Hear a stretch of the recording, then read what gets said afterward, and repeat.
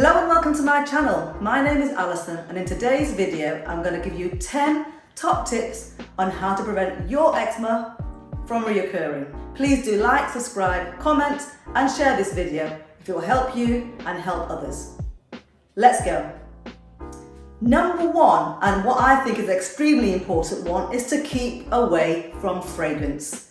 Fragrance can be in the form of perfume or parfum or fragrance. Now, even though it might be one word, or in this case, 3 words, fragrance is synthetic and is actually made up of at least 30 or more synthetic chemicals which can cause your eczema to be triggered because it causes skin sensitivities and it causes many issues including triggering your eczema. Keep away from fragrance. It can be in your body wash, it can be in your shower gel, it can be in your facial wash, it can be in the things you actually wash your clothes with. It's that potent at triggering off eczema. It's a massive one for many eczema sufferers and in fact other sufferers of other skin conditions, including something like hormonal acne, which I myself do suffer from. So that is number one. Number 2, where possible, go natural. Now what does it mean to go natural? It simply means when you choose your skincare products, look at the label and see if it has synthetic ingredients. Can you pronounce the words on the back of those labels? If they look too good to be true because they are from a lab, in other words man-made, they're going to cause problems for many people. Now those together with a fragrance is going to be a massive trigger for your eczema. Now for me personally and for all of my family, we use natural products as much as possible. I would say not completely 100% of the time because it is hard to get sometimes or expensive, or sometimes you might just get on with it at all. But where possible, go natural with ingredients such as coconut oil, shea butter, cocoa butter, avocado oil, coconut oil, I've said that already, I actually meant olive oil, things like hemp seed oil, moringa oil. The list is endless. Rice bran oil, you just type it in to a search engine and you'll see just natural oils which help your eczema. Now some of these oils can cause blockages of pores, so be wary. In fact, if you're wary of it and you want to do a bit more research, type in the words comedogenic oils. So the ones that block the pores are the most comedogenic and the ones that don't block the pores on a scale of 1 to 5 are either 0, 1 or 2. Something like, for example, hemp oil, non-comedogenic at all, doesn't block the pores, it's a fantastic moisturizer. So where possible, go natural. And another reason for doing that, from my point of view, is it was a prescribed cream for the doctor, which actually triggered off my son's eczema, making it worse. When we needed help at the time, we assumed that because it was hypoallergenic and because it was fragrance-free that it was safe. We'd been using it off and on for years and in fact burned his skin. It set us back about another 4 months because it took his skin 4 months to heal, which is when we made the choice to go completely natural on my son's skincare. So there's number 2. Number 3, trigger foods. This is a big one when it comes to the eczema community. In other words, what can cause your eczema? What are you eating that is causing the problems? What's causing inflammation in your body? Some of the big ones are gluten, milk. This can be cow milk, sheep's milk, it can be goat milk. Not necessarily any of the vegetarian milks, none of the vegan milks. So if you are going to get rid of milk, maybe try oat milk, hemp milk, rice milk. What else we have? Coconut milk, we have almond milk, there's cashew milk. But when you do have these, go for the unsweetened variety. Because other trigger foods include sugar, another big one. Now for many eczema sufferers, eggs are another no-no. And even, believe it or not, for some but not all, oily fish. So when eczema sufferers are told to have more omega-3 in their diet, they either try the actual fish and they do respond, they don't actually react to it, so they're fine. But if they do react to it, they have to then start taking supplements instead. So you've got fish, eggs, dairy, gluten. Soya is another one. For my family, we keep away from soya, but it's not a massive disruptor for us, so we include it occasionally. So again, the reason why soya can be an issue is because it's so highly processed and genetically modified. Unless it's organic, the actual pesticides and the actual fertilizers can put problems in, can put issues and toxins into the body, and again triggering off your eczema. So if you are going to have soya, make sure it's the natural variety, the organic type or the fermented type. Things like soy sauce should be okay, or tempeh, or even tofu, but keep away from soya milk and yogurts and things like that. Number 4, processed foods. Why? Processed foods are called processed foods because they're massively and highly processed. They are as far away from being natural as you could think. Okay, so for example, let me think off the top of my head now, fish fingers. If you're making your own at home, fantastic. But if you're buying them from the shop, number 1, you don't catch a fish from the sea, it doesn't come covered in breadcrumbs, okay? So look at the back, what is in that? If it's so far removed from what it originally was, it's not good for the body. Another massive one, and one we do keep away from as a family, is breakfast cereals. The foods, the cereals within them, whether it's wheat or the gluten or the rye or barley, or even the soy is in a lot of these products, is so highly processed and sprayed with fertilizers and pesticides that it's going to end up in your body, and it's going to cause toxins to enter your body, and it's going to cause inflammation in your body. Processed foods are a no-no. Things like hot dogs, again, massively processed, not good for the body. And yes, I know these things do taste nice, but they taste nice for a reason. Why? Because they have lots of sugar in them, and they have lots of things in them to make you want to eat them, because they are massively, highly addictive. I myself was a sugar addict, and I still am now, but I do keep away from sugar, and as a result of keeping away from sugar, and for me personally, gluten, but not my children. My children are okay with gluten. For me, keep away from gluten, sugar, milk, and soya has meant my skin has improved by up to 95 to 98%, I would say. I'm still working on that 3%. So that is number 4. Number 5, your bedding and your clothing. Now, this is really important. If you are wearing synthetic clothes, it can make you itch. But we all know that if you suffer from eczema anyway. So do your best to keep away from clothes that are polyester, or things that are going to make you really, really warm and cause the eczema itch. If you do go natural, I do know with some eczema sufferers, wool can be a biggie for itching as well. It's just the fibres that itch against the skin. I even find cashmere itching, okay, with my bougie self. So where possible, go natural. So if you're talking about bedding or clothing, you can get bamboo clothing. You can get bamboo vests, you can get bamboo tights. And if you don't want to wear only bamboo, maybe wear that underneath your clothing as an example. You want to be looking at maybe wearing silky clothes if you've got the money. I don't wear silk clothes, my kids make me a mess all the time. Also, even though cotton is natural, it does suck moisture away from the body. Now, I've mentioned that before in one of my previous videos. What I tend to find is I live in jeans. I'll moisturize. Doesn't matter how much I moisturize. Some of my jeans, not all, by the time I take those jeans off, my skin looks positively great. And we all know on dark skin, grey doesn't look good. It's not a nice colour, it doesn't work for us. It's not in fashion, okay? So where possible, wear bamboo. Also, tencel is another one. Again, I mentioned it before in my previous videos. That'll be good for clothing and bedding. Again, it's completely natural. It helps the skin to breathe. It doesn't irritate the skin. And just like bamboo, it is soft against the skin, just like silk. If you do have to wear synthetic clothing, just be aware that the looser the clothing, the better.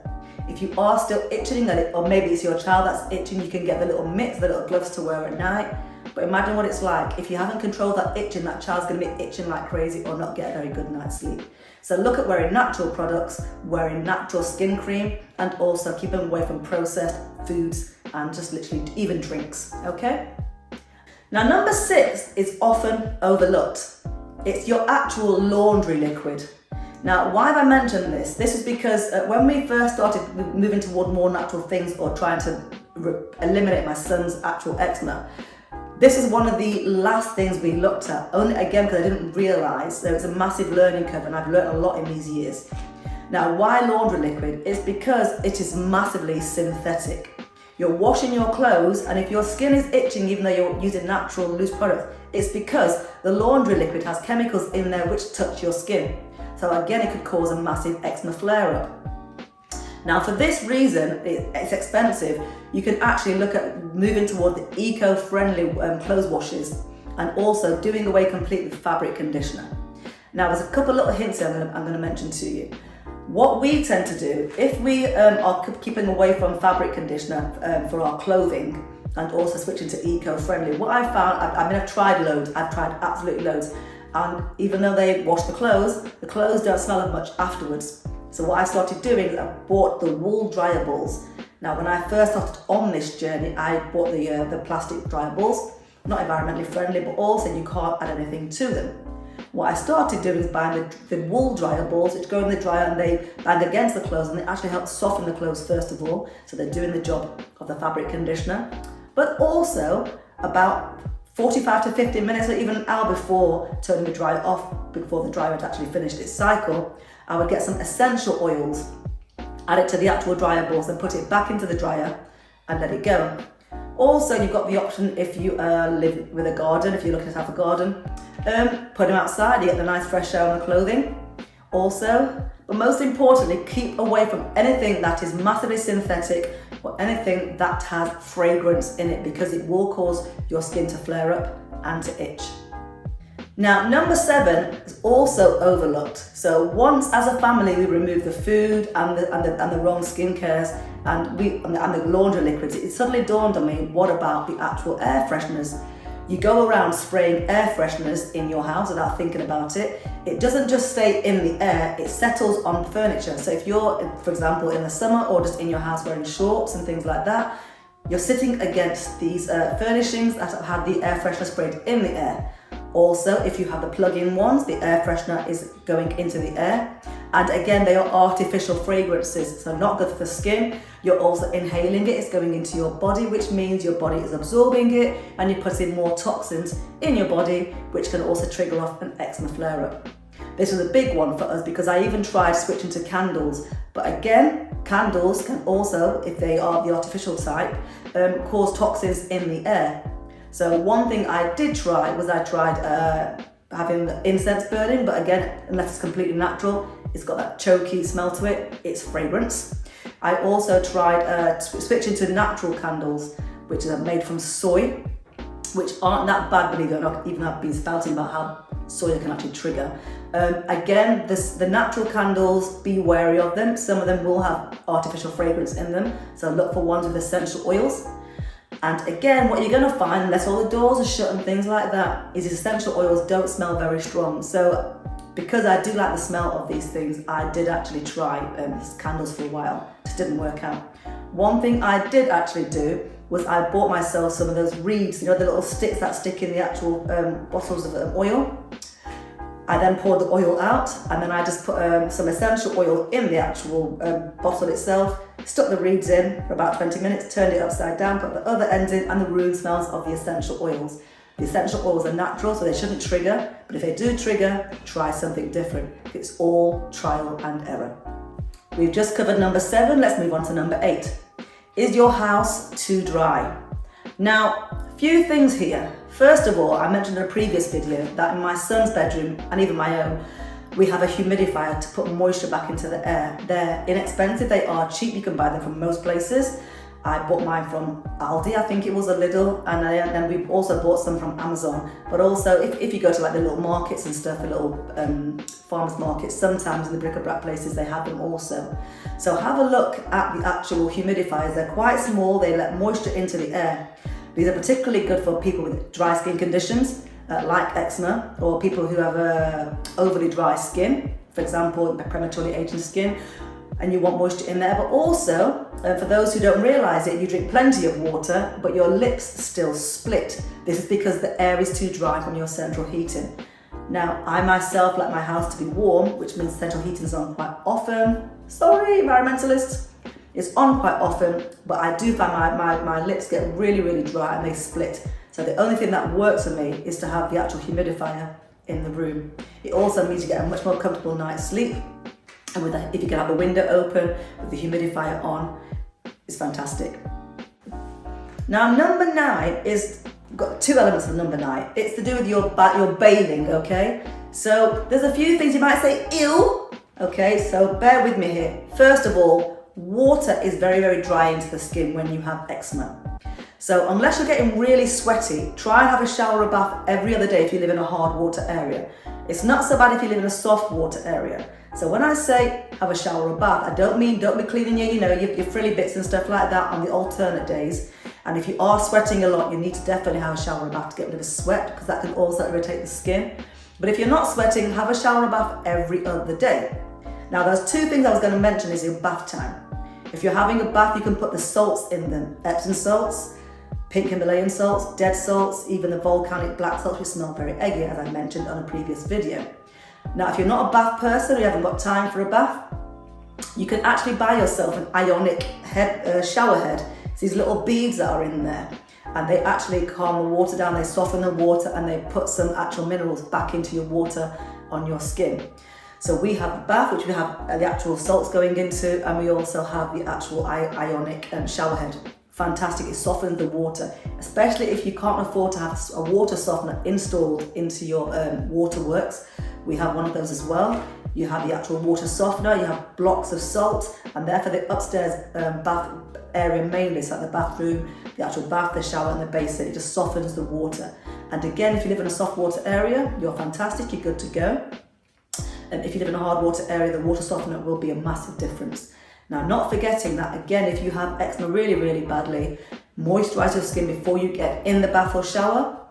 Have a warm shower or bath, not too hot, and then pat yourself dry, but have a little bit of moisture on the skin before you moisturize, because that helps to lock in the moisture. The water is good as long as you're adding oils and natural skincare products, such as like the butters and the oils and things like that. Shea butter, as I mentioned before, coconut oil, hemp oil, almond oil if you haven't got a nut allergy. All these different things make a massive, massive difference. Now, we've mainly talked about the external things you can do except for the food. So number 10 is really, really important. It's the things you're putting into your body. We've mentioned the food, but you need to also look at what you can do to heal your body. Now, one big one for eczema sufferers, and in fact for many people, is probiotics. Now, probiotic is like, I class it as a superfood really, because you're putting stuff back into your gut. Now, if you don't completely understand what a gut is, people assume your gut is that area just below the chest. Your actual gut starts at the mouth and ends up when you go to the toilet, if you know what I'm talking about, your number twos. It's because from the moment you put food into your mouth, you've got enzymes in there that start to break down the food.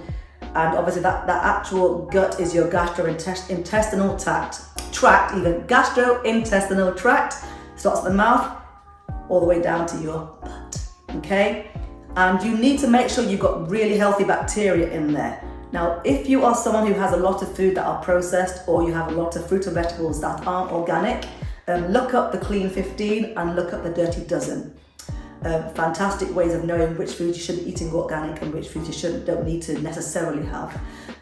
You need to put probiotics into your body, because you might have too many bad bacteria in your gut and not enough good bacteria. Probiotics are really important for putting good bacteria into your gut. If you have an abundance of good bacteria over bad bacteria, that then means you're in a better place to help your eczema, because if you have a dodgy gut, you're going to have more problems with your skin. Now, children can have these as well. For example, you can get probiotics in liquid form, which is what I prefer, but it's a more expensive form. So we also, as a family, have it in a capsule form. So you can open the capsule and pour it into a cold or a warm drink, or you can pour it into porridge or a smoothie. For my family, my daughter puts hers in a porridge. My son puts his into his porridge also, or he mixes a little bit with coconut oil and natural honey. Personally, for me, I can just swallow it. It's not an issue. But you need to make sure you have a healthy gut. So as well as removing things from your diet, you need to be including things into your diet as well, specifically as a supplement, specifically a probiotic. Now, one thing I didn't mention throughout of this, because we should all know this anyway, so that's number 10 finished. Here's your one bonus, is water. Now, I mentioned to you not showering or bathing every single day, because you don't want to dry the skin out too much, but obviously you can help that with moisturizers. But the last thing to mention is drinking enough water. Now, it might sound boring, it might sound obvious, but many of us don't drink enough water. Not only can it affect your eczema, it can also affect your ability to go to the toilet very often. And I don't mean doing a wee, I mean your number twos. It's actually quite surprising how many people are dehydrated. That can also add to your eczema. If your body is dehydrated from the inside, you can also trigger off your eczema, so you need to drink plenty. A little trick I have is at night time when I'm going to bed, I have 2 pints of water because obviously sometimes the eyes can play games. Having 2 pints of water for me looks like drinking less than a whole litre of water. I know I use 2 different metric systems there in the imperial system. So I have 2 pints of water with a little squeeze of lemon and apple cider vinegar in there. In the morning, my alarm goes off. I drink one of those waters. If I can, I drink the second one quickly. If I can't, I might wait 15 minutes, drink the second water, and then rinse my mouth out with some water, because remember, lemon and citric juices can actually damage the enamel if you brush your teeth too soon. I get myself ready. I have that 40-minute wait between having that lemon drink and brushing my teeth, and then I'm good to go. That starts me off through the day. And then the other thing I try to do is I try and drink at least a litre of water every hour to every hour and a half. Now, to begin with, you might pee a lot, but your body will get used to it, okay? And then you'll find yourself thirsty again because your body has become used to it. It's absorbing that water, and that's telling you that before you were dehydrated. Take my word for it, probably 95% of us are dehydrated. We just don't realize it until we grab that drink. At that point, it's too late, your body's dehydrated. Another thing to point out is if you get headaches from dehydration, that means your brain has already shrunk by 10%. So drinking that glass of water, a large glass, pint glass or half a litre, will actually get your brain to work properly again, and also stop you from being constipated, and also help with your eczema. I hope you found all that useful. Please do like, subscribe, share and comment, and also hit that notification so you'll know when I've got more videos coming up that can help you. Bye for now. See you on the next video.